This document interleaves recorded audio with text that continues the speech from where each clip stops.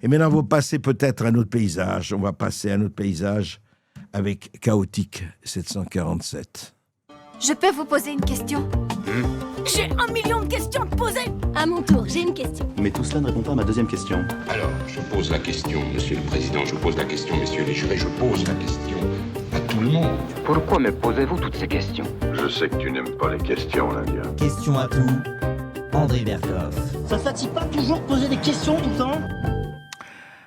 Bonjour Karim Bouchagour. Bonjour Monsieur Berkoff, vous allez bien? Très bien, très bien. Et puis toujours heureux de vous accueillir et d'accueillir vos nouvelles productions, Chaotique 747. Alors vous êtes rappeur, vous avez écrit d'ailleurs ce livre que j'ai lu et que j'ai beaucoup aimé, Rappeur et républicain, c'était aux éditions de l'Observatoire. Oui. Est-ce que c'est dur aujourd'hui d'être rappeur quand on n'appartient pas à, je ne sais pas, à une certaine, comment on peut dire? Donc ça? Voilà, voilà. Donc ça. Écoutez, comme je le disais, pour moi, tout s'est arrêté le jour où j'ai fait donc ce clip de rap intitulé Projet 18, dans lequel je voulais sensibiliser les jeunes sur le respect envers les institutions, envers les pompiers et les policiers. Là, à partir de là, donc la machine s'est mise en branle et toutes les portes se sont fermées. Il faut quand même dire que juste avant ça, donc j'avais quand même un titre qui passait à Skyrock, donc j'avais quand même un lien avec Fred Musa à l'époque. Ouais. Et donc après, il a fallu lutter, mais de toute façon, je savais que moi, c'était terminé à partir de là, que j'étais passé un peu du côté obscur. Ce clip était sorti en 2018. Aujourd'hui, on est en 2026, donc je n'ai aucun moyen, aucun producteur. Je me débrouille avec les copains. Et d'ailleurs, on arrive quand même à enchaîner certains trucs. Parce que attendez, ça m'intéresse, Karim Bouchagour. Je comprends pas. Vous faites ce projet, vous dites oui que peut-être qu'on pourrait ne pas forcément cracher à la gueule et insulter les pompiers, etc. et autres. C'était ça. Et vous voulez dire que toutes les parts, c'est-à-dire que vous n'avez pas eu les producteurs, les radios, les gens qui vous recevaient, terminé. Fini. Et qu'est-ce qu'il vous disait? Sous quel prétexte? Laurent Bounot de Skyrock. Donc à l'époque, j'ai démarché Skyrock, étant donné que c'était la radio rap de référence. D'ailleurs, je pense qu'elle est toujours. Ouais. Et j'ai dit à Monsieur Bounot, voilà, Monsieur Bounot, je pense que ça serait cool de faire un Planète Rap ou une émission spéciale afin de sensibiliser le jeune public et tout en cherchant à retisser le lien entre la police et les jeunes ou les pompiers et les jeunes. Bon, la réponse de Monsieur Bounot a été très, très froide et très directe. Ça ne correspond pas à la ligne éditoriale de Skyrock. Donc, bon, je respecte une fois de plus Skyrock, la ligne éditoriale. Par contre, à contrario, j'aimerais bien avoir un petit débat avec Laurent Bounot et Fred Musa, parce que ce que je m'apprête à dire maintenant, là, il y a ça sur Internet. Quand on voit Fred Musa sur un Planète Rap de Skyrock, l'émission rap de référence qui est également filmée comme la vôtre, et quand on retrouve Fred Musa avec un énorme joint à la bouche, après, je pense qu'il est très difficile de prévenir le jeune public aux addictions de la drogue douce et tout ça. Et ça, par contre, ça se passe sur Skyrock. Donc, c'est-à-dire, ils ne peuvent même pas déposer plainte. J'ai tout en ma possession. À partir de là, on peut se poser une simple question. À l'heure où notre jeunesse se noie dans l'ultra-violence, dans les addictions, que ce soit aux écrans, que ce soit à la drogue ou autre, et à savoir aussi que la radicalisation des jeunes aujourd'hui, on le voit, à 13 ans aujourd'hui, on a une jeunesse qui est totalement radicalisée. Est-ce qu'on ne peut pas offrir autre chose à cette jeunesse française? La question est simple. La réponse est aussi simple que cette question. Non, on ne peut pas. On ne peut pas, pourquoi? Parce que dès lors où vous allez essayer de proposer un autre rap respectueux de la France et de ses institutions, vous êtes mis directement, et avec un raccourci très bref, dans la case facho. C'est ce que je vis aujourd'hui. Aujourd'hui, j'ai les épaules et je m'en moque. Et tout, c'est d'ailleurs tout. Voilà, merci pour la photo, merci à votre production. Et d'ailleurs, toutes ces personnes qui viennent à s'attaquer à moi sur les réseaux sociaux, je leur dis, faites-vous plaisir. Merci Thibaut, et Thibaut, je t'aime. Et merci Alex, et merci Roxane. Voilà. Mais toutes ces personnes-là qui s'amusent d'ailleurs actuellement à m'attaquer de partout, aujourd'hui, ça ne me fait plus rien parce que mes propos sont pertinents et mes propos sont vérifiables. C'est-à-dire que je n'invente rien. Par contre, à contrario, vous savez, Monsieur Berkoff, je me suis battu, j'ai quand même fait des titres avec des membres d'IAM, j'ai fait la première partie d'NTM, ou encore travaillé avec le producteur légendaire de Johnny Hallyday, Monsieur Camus. Sauf que je me suis mis dans quelque chose et je sais que toute ma vie, ça sera ça. Toute ma vie, ça sera la case facho. Je m'inquiète pour la jeunesse française. Je m'inquiète. Alors justement, on en est parlé. D'abord, je vous dis quelque chose, moi je ne suis pas un spécialiste, je n'ai pas œuvré dans le rap, mais j'ai œuvré dans l'édition, le journalisme et partout. Vous savez, ce qu'ils viennent de dire, c'est extraordinaire, parce que toutes les maisons qui refusent tel bouquin, et je sais parce que j'ai été moi-même éditeur, et ils disent « Ah, c'est pas dans la ligne éditoriale ». Ça, c'est le côté slogan, parce qu'on n'a pas envie, on va pas vous dire « Ah oui, mais on n'est pas d'accord, effectivement, la ligne ».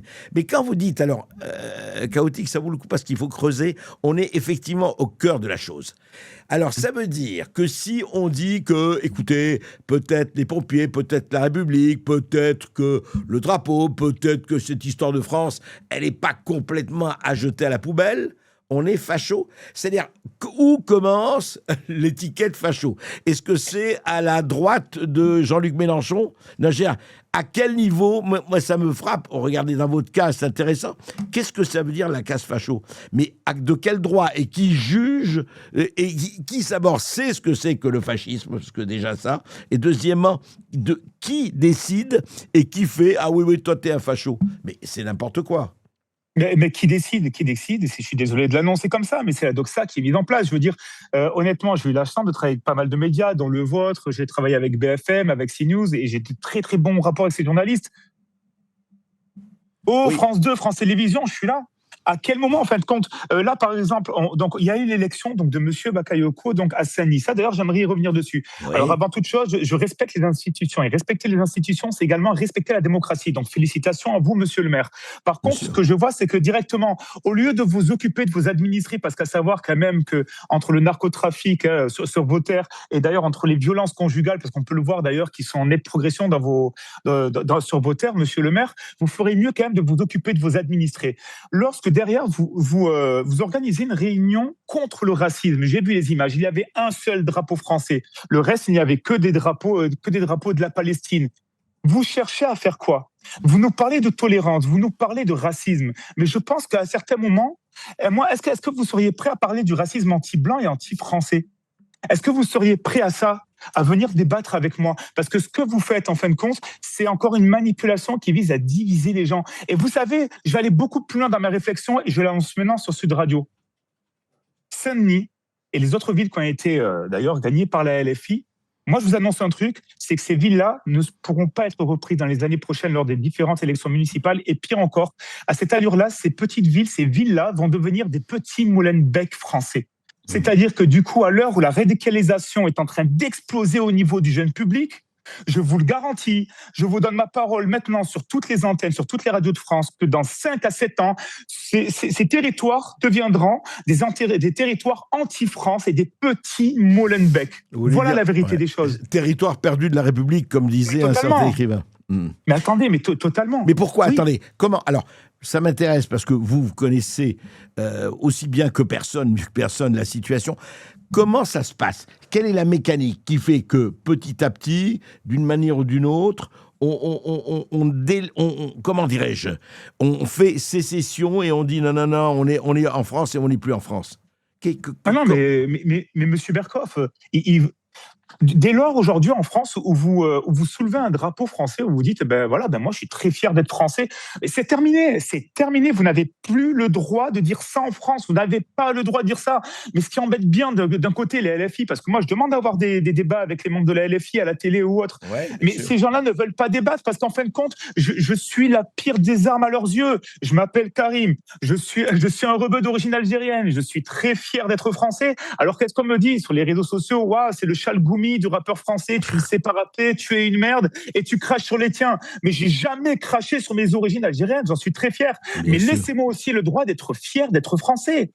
Aujourd'hui, ce que font ces gens, ils sont en train de créer un bloc France, qui aime la France et qui respecte les institutions, et un bloc qui est totalement anti-français. À cette allure-là, effectivement, il va y avoir 2 blocs qui vont se rentrer dedans. Aujourd'hui, c'est une stratégie qui est mise en œuvre par Jean-Luc Mélenchon au vu des élections présidentielles 2027. Hier, il avait Rima comme petite marionnette. Aujourd'hui, il a trouvé Monsieur Bakayoko. Et d'ailleurs, ça fonctionne plutôt bien. Mais ce qui est fou, c'est que lorsqu'on entend les propos qui ont été mis en avant lors du 4 avril, lors de cette manifestation contre le racisme, certaines personnes donc disaient oui, ils veulent cracher sur les femmes qui portent le voile, patin, couffin. Alors moi, j'ai envie de vous poser cette question. Où étiez-vous en 2010 lorsque M. Mélenchon, sur le plateau de On n'est pas couché, disait qu'il ne voulait pas de flammes voilées sur le territoire de la République et que ces femmes-là étaient des fantômes. Ces propos ont quand même été dits par M. Mélenchon. Ah oui, mais ils vous diront, oui, il a changé, M. Mélenchon. Oui, voilà. M. Berkoff, oui, il a changé. Mais vous savez pourquoi ? Parce que ces gens-là sont manipulés, d'accord ? Ces gens-là sont manipulés, ils ne veulent pas voir les choses en face des trous. Et ça, c'est la réalité. Maintenant, moi, ce que je fais, moi, je suis rien, M. Berkoff. Je ne m'attends pas à faire le disque d'or, je n'ai pas de producteur. Mais je lutte sur mes réseaux sociaux. Vous luttez et vous existez, c'est déjà et avec courage, et c'est déjà pas mal ça. Oui, mais je veux dire, grâce à vous et grâce aux médias qui me reçoivent, c'est une chance, une responsabilité absolument énorme que de prendre la parole sur un tel média tel que le vôtre. Non. Mais moi, mon objectif est simple, c'est de rassembler, d'essayer de faire réfléchir les gens, d'essayer de faire réfléchir. Mais par exemple, votre disque, vous venez de sortir un disque là, d'accord ? Ouais. Bon, ouais, je suis en train de sortir, ouais. Vous êtes en train de le sortir. Rappelez-moi le titre déjà que je dis. Alors l'album, donc d'ailleurs je vais bientôt je présenterai la pochette de l'album. Il s'intitulera Fils de Marianne. Et mon objectif, Fils de Marianne, et mon objectif, c'est de dire merci à la France, de dire merci à Marianne pour tout ce qu'elle m'a apporté et pour tout ce qu'elle apporte à mes gamins et à tous les enfants de France, effectivement. Alors justement, par exemple là. Mettons, le disque sort et vous le présentez, vous avez presque la quasi-certitude d'être boycotté par les 3/4 des médias existants, des médias mainstream français. Monsieur Berkoff, tout est terminé pour moi. Tout est terminé, c'est fini. C'est fini. Pour moi, tout est terminé. Non, c'est terminé. Je garderai toujours le bonheur d'écrire des chansons et de les chanter, mais je veux dire, c'est terminé. Je veux dire, je ne m'attends pas à voir un producteur taper à la porte. Je ne m'attends pas à avoir un financement pour faire des clips, pour faire des tournées. C'est terminé. Ça y est, maintenant, c'est enterré dans ma tête. Donc oui, je fais des chansons. Je les mets sur Spotify, tout ça, et stop. Et je n'aurai jamais la puissance de frappe pour toucher des radios et pour toucher des milliers et des millions de jeunes. C'est bon, c'est terminé. Pour moi, c'est terminé. Aujourd'hui, j'ai la chance d'avoir Instagram, X et Facebook, proposer des vidéos et des chansons dans lesquelles il y a les réseaux sociaux quand même, heureusement. Il y a les réseaux. Ouais. Et d'ailleurs, je travaille aussi en off. Et alors, je me permets, il y a ce livre qui vient de sortir. Ce livre est intitulé L'Empire invisible, fait par Manon Laporte et Thierry Froment, qui met en avant en fait le problème de la radicalisation en France. Ce livre vient de sortir. J'ai eu la chance d'apporter un témoignage sur ce livre, sur ce que j'ai vécu quand j'étais en foyer dans une des mosquées à Nice. Ouais. Et aujourd'hui, voilà, je lutte en participant à la création de tels ouvrages. Je bosse. Mais moi, Monsieur Berkoff, je vous le dis, c'est fini. Moi, je m'attends plus à rien. Mais ce qui me fait peur, c'est que demain, si un chanteur, si un artiste rap ou même un sportif aimerait dire, moi, je suis français, je suis très fier de l'être et je respecte ce pays, ces jeunes-là ne le diront pas.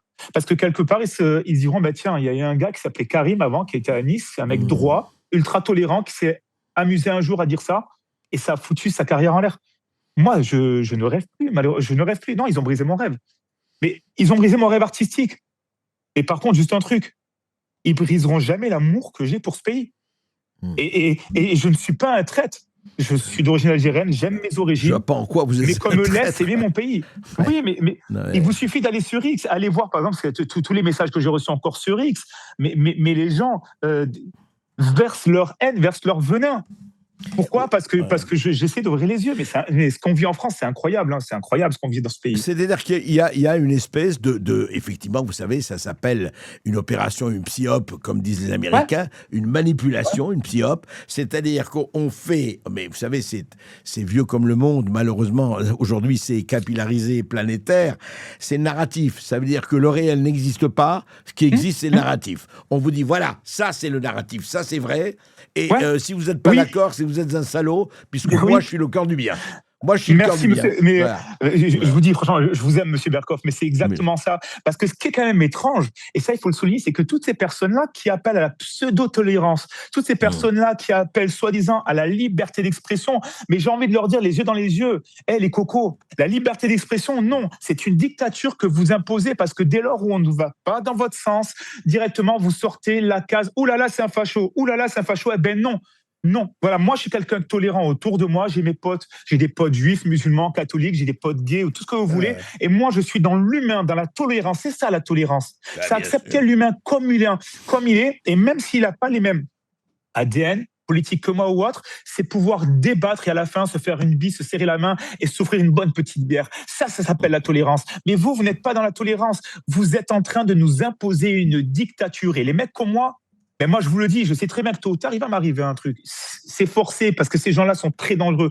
Mais je vous garantis que, moi en tout cas, c'est jusqu'à ma mort, j'ai été élevé comme ça par ma grand-mère adoptive.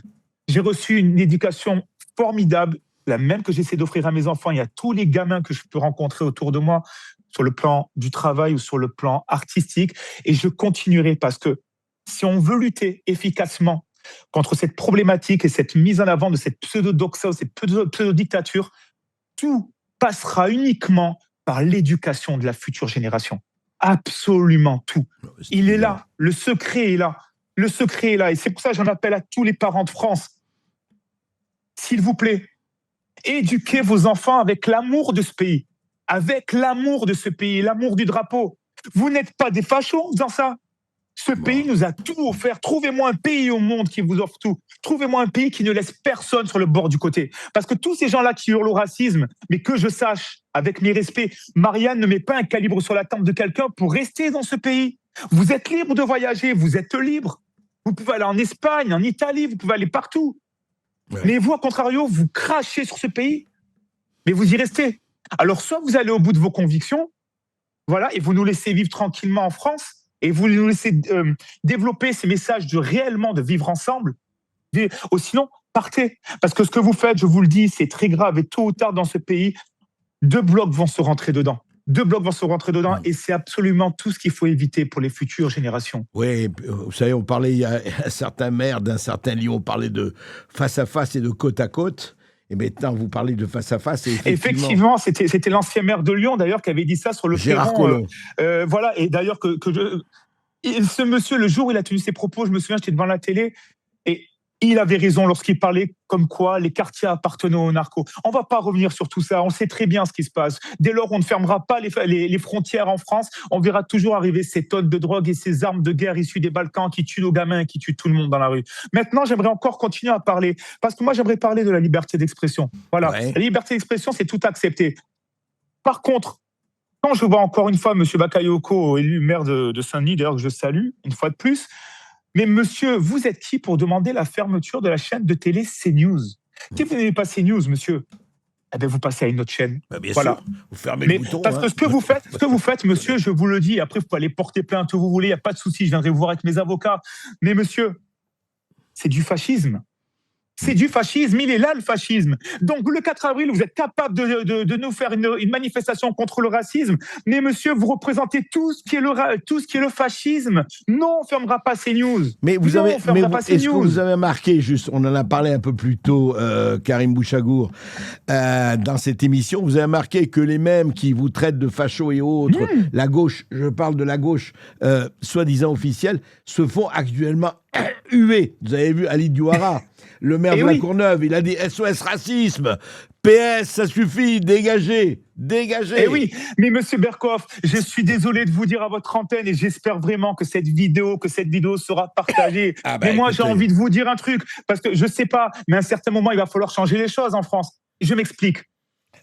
Les élections municipales, s'il vous plaît, dorénavant, il faudrait faire l'élection municipale en un seul tour. Pourquoi ? Parce que maintenant, vous parlez comme ça, les cocos. Mais par contre, quand on voit les fusions contre nature entre la gauche, les écolos, LFI, là, le pouvoir, on le veut. Moi, je veux aussi vous parler d'un truc. L'ancien maire de ma ville, Christian Estrosi, eh ben oui, c'est terminé, Christian Estrosi. Mais au second tour, qu'est-ce qu'a fait monsieur Estrosi ? A dragué l'électorat de la LFI. C'est-à-dire que vous êtes même parti sans les honneurs, monsieur. Sans les honneurs. Défendez vos convictions. Arrêtez de regarder votre petit nombril. Parce qu'aujourd'hui, les administrés français ont droit à quoi ? On a droit à quoi, nous, les Français ? On a droit à des hommes politiques qui n'ont pas de conviction. On a droit à se faire cracher dessus. On a droit à se faire taxer. Ne serait-ce que l'essence aujourd'hui, lorsqu'on sait que l'essence est taxée à plus de 50%. Pourquoi ne pas enlever les taxes, ne serait-ce que juste débloquer la situation au détroit d'Ormuz ? Moi, je n'ai même plus, pareil, je suis comme plein de Français, on n'a plus une thune, on ne peut plus faire le plein d'essence. C'est vous les politiciens, monsieur Le Cornu, vous êtes où ? Je ne vous entends pas. vous êtes en train de pousser les Français à bout. Mais monsieur Bouchagour, nous avons la dette. Vous avez vu la dette que nous avons 3 000 millions, 3 000 milliards. Mais oui, le quoi qu'il en coûte. Mais monsieur Berkoff, le quoi qu'il... Alors d'un côté, on a le quoi qu'il en coûte par rapport au Covid. De l'autre côté, on a les LFI qui nous disent oui, la France raciste. Mais la France, les gars, excusez-moi, la France accepte tout le monde pour se faire soigner. Il y a des gens qui n'ont jamais travaillé en France qui viennent se faire soigner, alors que moi, je me retrouve avec des étudiants qui n'ont pas de quoi manger ou avec des retraités qui n'ont pas de quoi manger, qui n'ont pas de quoi se soigner. Et vous allez parler de racisme. Vous, ce pays, vous êtes en train de le tuer. Vous êtes en train de le tuer. Il ne suffit que de regarder le taux d'abstention de chaque élection. Vous ne parlez même plus aux Français parce que vous êtes déconnectés. Et vous regardez votre pouvoir financier, votre patrimoine, vous regardez. Et vous n'avez plus de conviction. Le jour où ce pays verra naître un homme, une femme politique avec des convictions, qui comprendra ce que je suis en train de dire, je vous jure que ce pays rayonnera. Mais aujourd'hui, ce pays il ne rayonne plus. Il se noie dans la précarité énergétique, dans la précarité tout court, dans l'ultra-violence. Et ceux qui crient au racisme le sont beaucoup plus que les gens racistes. Et c'est ça, c'est une inversion totale. C'est une inversion totale qu'on vit. Bien sûr, c'est une inversion totale. Une honte. Vous savez, il faut relire George Orwell, il y a déjà 60 ans. 1984. Voilà, il disait exactement ça, et malheureusement, vous savez ce que c'est, et vous l'avez très bien compris, l'ingénierie sociale basée sur la peur, le gouvernement parle au chaos, ayez peur, fermez vos gueules, c'est la première chose, et deuxièmement, on sait mieux que vous ce qui est bon pour vous. Puisque nous avons le narratif. Voilà. Tout à fait. Mais dites-moi, Karim Bouchagour, mais vous savez que vous n'êtes pas seul. Vous savez que beaucoup de gens pensent comme vous. Contrairement à, je ne sais pas si vous le savez ou pas, mais je peux vous dire que même peut-être, quand je dis que des gens peut-être qui ne vous connaissent pas, mais qui vont vous connaître là, pensent comme vous. Vous savez, vous n'êtes pas seul. Je peux vous dire qu'ils sont des centaines de milliers, voire des millions. Simplement, effectivement, c'est la question de l'expression et d'avoir la possibilité de s'exprimer. Juste, où est-ce qu'on peut, où vous écoutez, ou écouter vos disques, etc. Vous avez un... J'ai les réseaux sociaux qui sont Instagram, Facebook et X, au nom de Chaotique. Vous avez un site, vous 747. Non. Alors, monsieur Berkoff, j'aimerais, et d'ailleurs, merci pour cette vitrine que vous m'offrez. Il faut juste, vraiment, je veux juste que les gens sachent, tout ce que vous voyez, que ce soit comme musique sur Spotify, ou même télévisuel, d'ailleurs, comme d'ailleurs, ça c'est un de mes titres intitulé Pour nos gosses, dans laquelle, enfin voilà, c'est une chanson. Les visuels, je les fais tout seul, je fais tout seul. Nous avons aucun moyen. C'est vous êtes composé, qui les fait, oui, c'est ça. Oui, voilà, je compose avec les copains et tout ce qui est visuel, je fais tout seul. Aujourd'hui, on peut travailler tout seul avec beaucoup de choses. Également, j'aimerais remercier toutes les personnes qui me suivent sur les réseaux sociaux. Merci à ceux qui comprennent vraiment la nature de mes propos. Et j'aimerais aussi dire une chose, c'est que vous êtes beaucoup à m'envoyer des messages en privé en me demandant de m'envoyer de l'argent pour que je continue à me développer sur le plan artistique.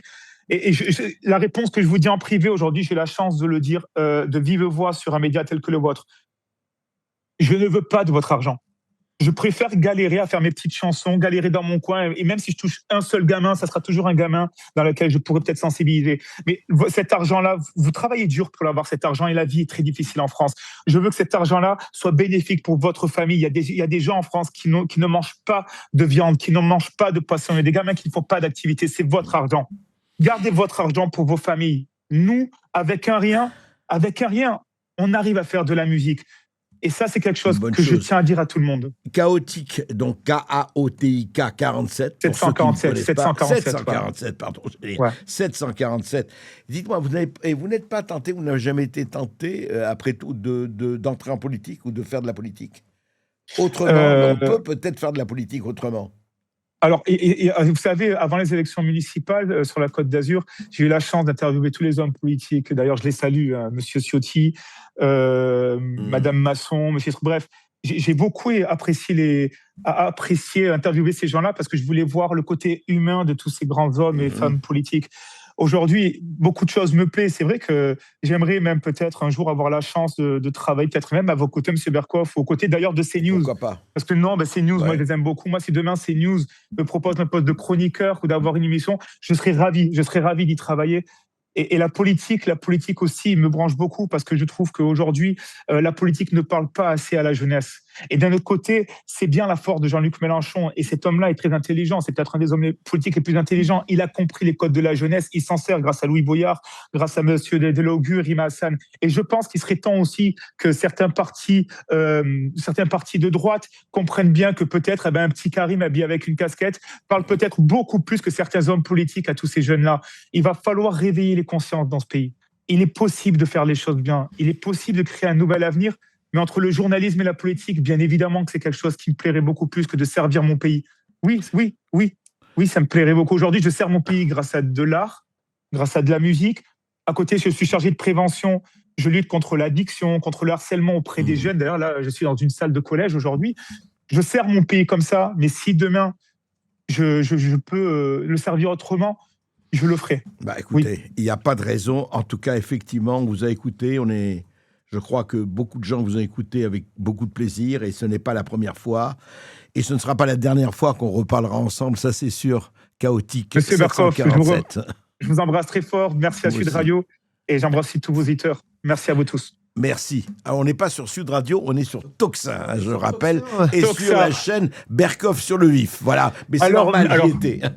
Alors, oui, tout à fait. Alors, je vous présente toutes mes excuses, en tout cas, vraiment. Non, merci à tous les auditeurs, merci à tout le monde, et je vous dis à très vite. À vite. Merci.